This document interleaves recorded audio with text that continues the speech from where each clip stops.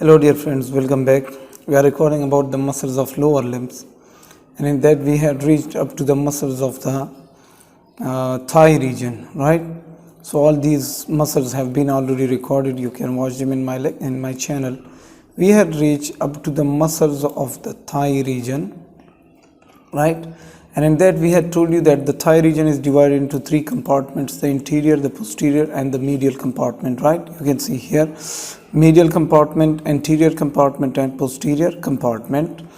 And the muscles of the interior compartment were sartorius muscle, quadriceps femoris muscle, which had rectus and vastus muscles. The rectus muscle was there, and the vastus medialis, vastus lateralis, and vastus intermedius was there.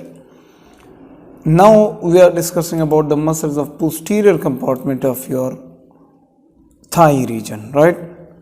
So in your thigh region, the muscles are, first muscle, biceps femoris muscle. Here is a bicep muscle, and then there is a bicep muscle which is present in your femoral region. That's why we call it biceps femoris muscle. The bicep femoris muscle is a muscle of thigh region, right? It is located, its shape is two-part spindle shaped muscle. It has two parts, biceps, the longer head and the short head. I will show you. The bicep femoris is a muscle of posterior compartment of your thigh, and it lies in the posterior lateral aspects of your thigh. It rises proximal head.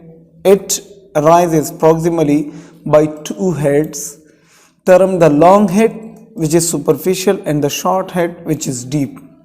It is a part of hamstring muscles, right?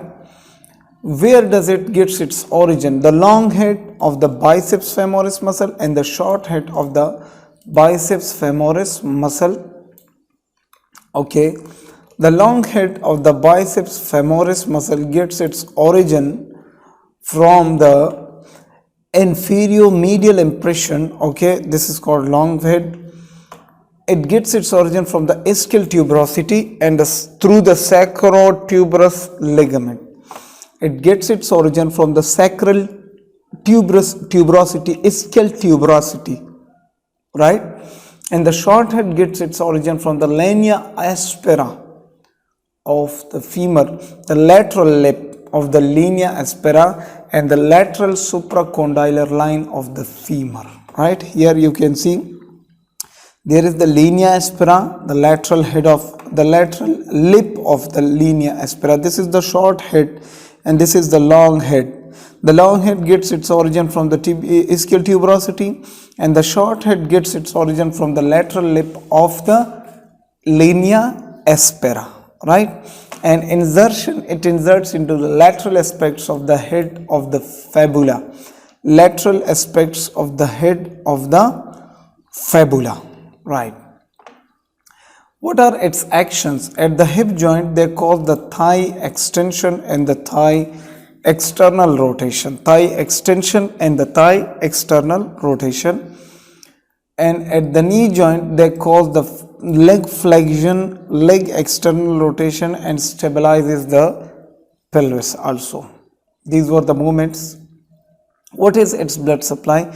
It gets its blood supply from the inferior gluteal artery, the perforating arteries, and the popliteal artery, right? Inferior gluteal artery, perforating arteries, and the popliteal artery.